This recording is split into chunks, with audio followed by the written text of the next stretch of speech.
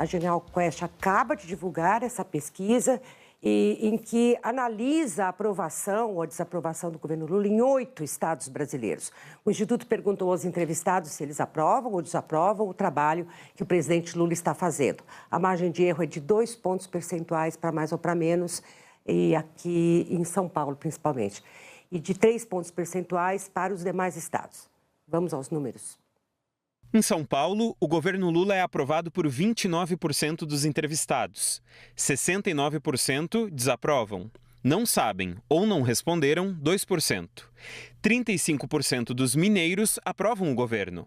63% desaprovam. E 2% não sabem ou não responderam.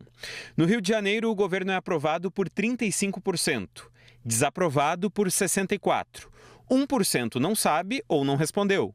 Na Bahia, 47% aprovam o governo Lula, 51% desaprovam, 2% não sabem ou não responderam.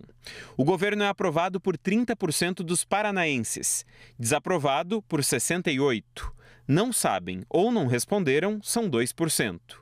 No Rio Grande do Sul, 33% aprovam o governo, 66% desaprovam, 1% não sabe ou não respondeu. Em Pernambuco, o governo Lula é aprovado por 49%, 50% desaprovam. Não sabe ou não respondeu, 1%. 28% aprovam o governo em Goiás, 70% desaprovam. Não sabem ou não responderam, são 2%. A Quest também divulgou pesquisa de avaliação do governo Lula. Em São Paulo, 16% avaliam o governo Lula como positivo, 27% regular e 55% negativo. Não sabem ou não responderam são 2%. Em Minas Gerais, 22% consideram positivo, 25% regular e 51% negativo. 2% não sabem ou não responderam. No Rio de Janeiro, a avaliação do governo Lula é positiva para 19%, regular para 30% e negativa para 50%. 1% não sabe ou não respondeu. 30% dos baianos avaliam o governo de maneira positiva.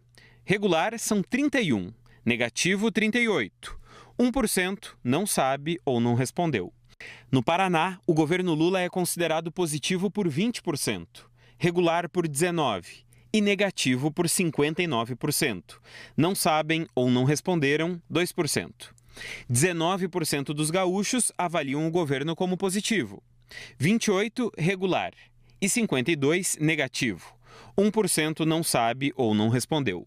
Em Pernambuco, a avaliação do governo Lula é positiva para 33%. Regular para 29% e negativa para 37%.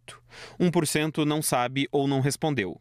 Em Goiás, o governo é avaliado como positivo por 18%. Regular são 22% e negativo 58%. 2% não sabem ou não responderam.